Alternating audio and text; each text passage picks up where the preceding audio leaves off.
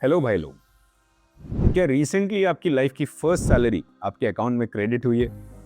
If yes, तो सबसे पहले congratulations. I am really proud of you. क्यों? क्योंकि ये सैलरी प्रूफ है कि आप केपेबल हो, आप इंडिपेंडेंट हो, और सबसे जरूरी, अब आप ऑफिशियली एडल्ट बन चुके हो। फोन पे जब वो एसएमएस आया होगा ना, salary credited to your account, उसका एहसास ही कुछ अलग है। वो शब्दों में डिस्क्राइब नहीं कर सकते। आई एम श्योर आपने स्क्रीनशॉट लिया होगा, शायद पेरेंट्स को दिखाया होगा, गर्लफ्रेंड को भेजा होगा। नॉर्मल है, मैंने भी किया था। इनफैक्ट इस वीडियो का आइडिया मुझे इसलिए आया क्योंकि आज मेरा भी सैलरी डे था।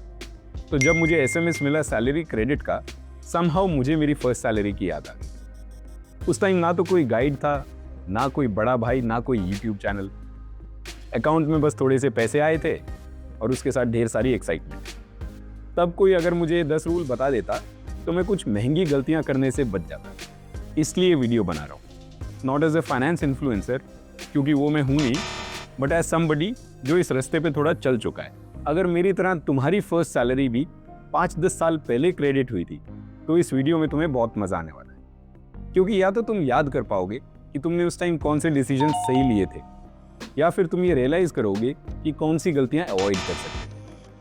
हो सकता है ये वीडियो तुम अपने किसी छोटे भाई बहन या जूनियर के साथ शेयर करना चाहो।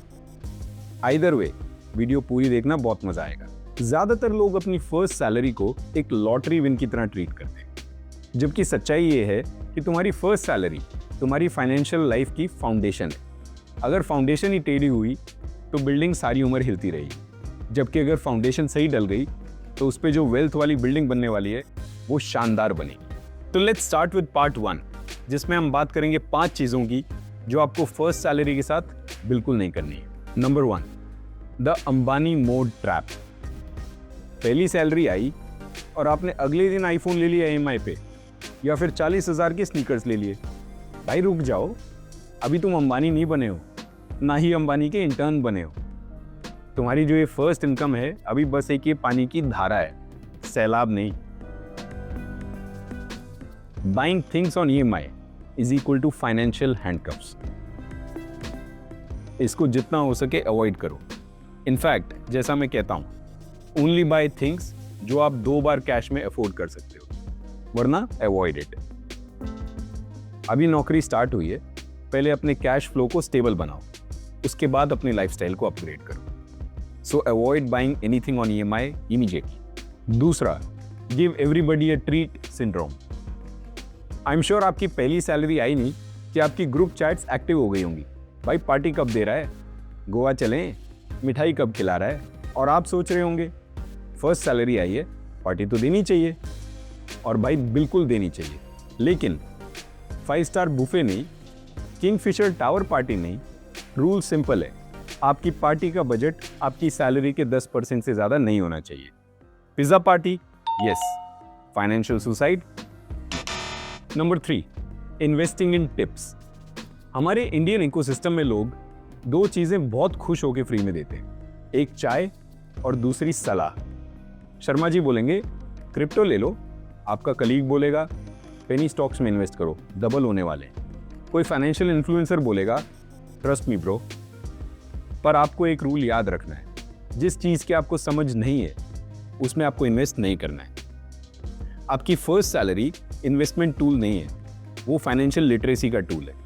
पहले अपनी फाइनेंशियल एजुकेशन पूरी करो, उसके बाद इन्वेस्ट करना। सो स्टॉप वरिंग अबाउट कि कहां पैसा लगाऊं कि डबल हो जाए, और ऐसा कोई पैसा डबल करने वाली स्कीम आपको बताए 25 दिन में पैसा डबल, तो उससे तो वैसे ही दूर रहना। Number 4, pay slip ignorance. ज्यादातर फ्रेशर्स अपनी पे स्लिप में बस एक ही चीज देखते हैं कि नेट क्रेडिटेड सैलरी कितनी है, या दूसरे शब्दों में बोले तो इन हैंड कितना आया। बाकी सारी एंट्रीज को तो वो ऐसे इग्नोर करते हैं जैसे चाइनीज में लिखी हो, PF, professional tax, HRA, TDS, gratuity, etcetera etcetera. पर सुनो, ये सब भी तुम्हारा ही पैसा है, तो अगर तुम इन टर्मिनोलॉजीज को नहीं समझोगे तो तुम फाइनेंशियली ब्लाइंड हो।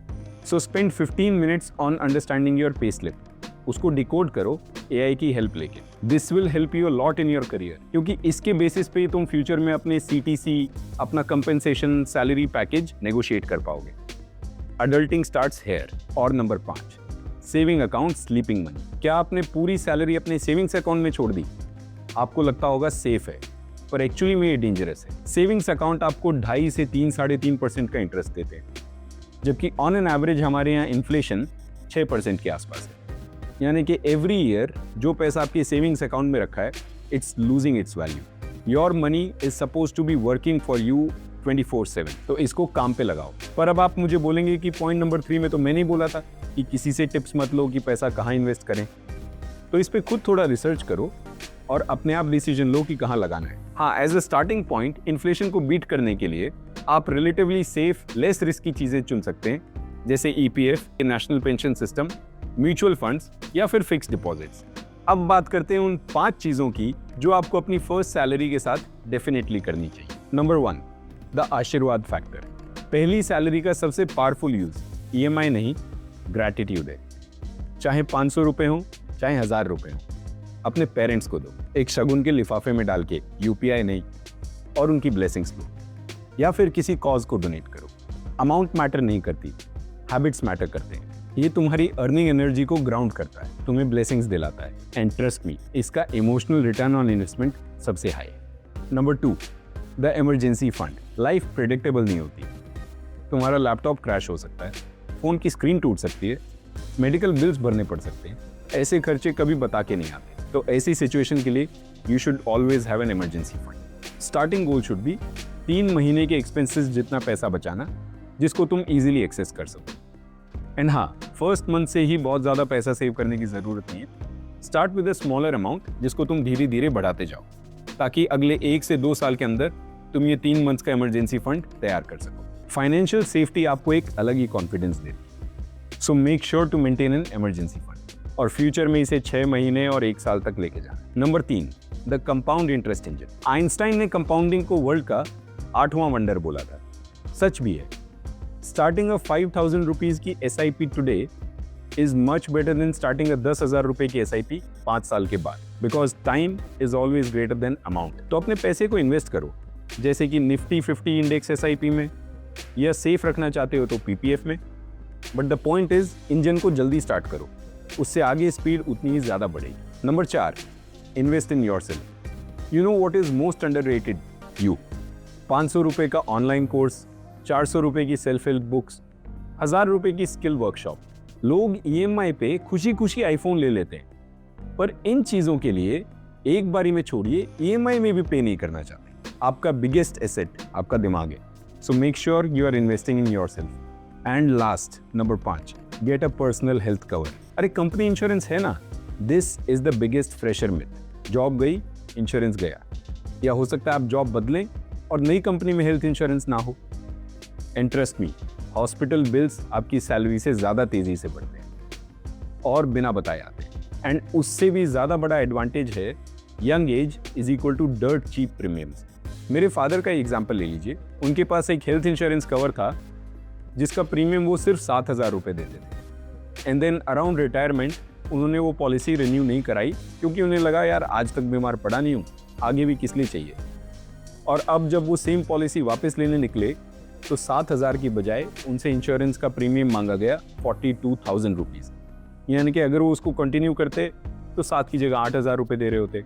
अब अगर उन्हें वो पॉलिसी वापस लेनी है जो उन्होंने सरेंडर कर दी थी, तो उन्हें 42,000 रुपीज़ देने पड़ेंगे। तुम उनकी गलती से सीखो और ये इंश्योर करो कि आप एक पर्सनल हेल्थ कवर अपना लेके चलो। तुम्हारा फ्यूचर तुम्हें थैंक यू बोलेगा। पहली सैलरी की अमाउंट इंपॉर्टेंट नहीं होती, उसकी डायरेक्शन इंपॉर्टेंट होती है। तुम उसे या तो पूरी तरह ऐशो आराम में लगा सकते हो, या फिर उसे वेल्थ बिल्डिंग के काम में भी लगा सकते हो। फर्क सिर्फ डिसिप्लिन का है। तुम्हारे आज के हैबिट्स तुम्हारी 30s की फाइनेंशियल फ्रीडम डिसाइड करेंगे। So choose wisely. तो पार्टी भी करो, पेरेंट्स को भी सपोर्ट करो, इन्वेस्ट भी करो। बैलेंस ही देसी मैनुअल है। जो लोग अपनी फर्स्ट सैलरी डिसिप्लिन से हैंडल करते हैं, वो अपने 30s तक आते आते फाइनेंशियली फ्री फील करने लगते हैं। तो अगर तुम सीरियस हो एक स्ट्रॉन्ग फाइनेंशियल स्टार्ट लेने के लिए, तो मैंने तुम्हारे लिए एक free first salary starter kit बना के रखी है। इसमें इंक्लूडेड है salary allocation template, emergency fund tracker, investment starter kit और इंश्योरेंस चेकलिस्ट। वो सारी चीज़ें जो मुझे किसी ने नहीं बताई, रिसर्च करके मैंने यहाँ पे डाल दी। तो डाउनलोड करो, इम्प्लीमेंट करो और अपनी फाइनेंशियल फाउंडेशन को स्ट्रॉन्ग बनाओ। यू आर वॉचिंग देसी मैनुअल और मैं आपसे मिलूंगा नेक्स्ट वीडियो।